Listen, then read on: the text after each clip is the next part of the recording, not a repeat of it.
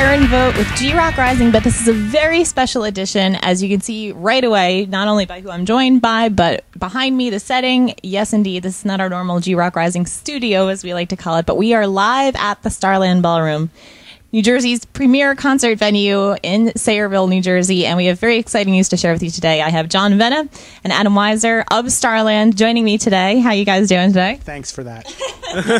That's what we agreed on. We have no. Oh, no payola. That's a sticky situation. No, G-Rock Rising. We're launching something very exciting. We have a big concert coming up at the Starland, aside from a great schedule that we have going into the summer that people can check out at the Starland website. But we have Toad the Wet Sprocket, a name that you alternative rock fans know and love since the 90s, since they made it onto the My So-Called Life soundtrack. I automatically think of it. You know the songs, you know Dulcinea, you know Fear. It's great that they're coming to the Starland June 12th, but what's even better is that we're actually holding a G-Rock Rising Be on the Stage, Open Up for Toad the Wet Sprocket contest. It's huge. We're doing it not only at our website, grockradio.com, but our new Social G interactive web community is going to be the place to get all the info. But as far as us, a collective effort making sure this happens, if you want to fill in our listeners and our viewers today. Adam? Well, we're always looking for local bands here and local talent and creative ways to work with, our partners in radio and other media. And I think there's no better opportunity but to offer bands the chance to play on stage. And, bands are always looking for the next big break, and I think there's nothing better than to play with a band that's, established themselves and has made a great career of music. And,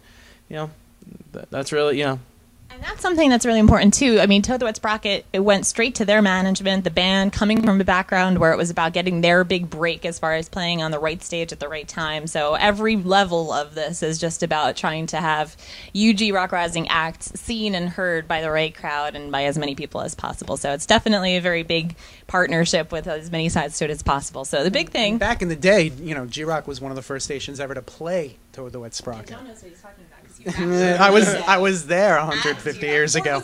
But it's an interesting story because they actually played the Fast Lane in Asbury Park one night, and their opening band, some band called the Gin Blossoms, didn't show up, and they ended up going on stage, I think, like 2 or 3 hours early, and a lot of people, including myself, missed them. So this time we won't miss them, and this band that wins this contest won't miss them. Adam won't miss them. You won't miss them. We won't miss them. You won't miss them. Exactly. No one will miss them. It'll all be set to go, and the big date to remember is the 7th. So by the time you're watching this, it's up and live. We're taking submissions. It'll be open for about 2 weeks, and then it's all about the voting. It's all about the voting. The Erin voting.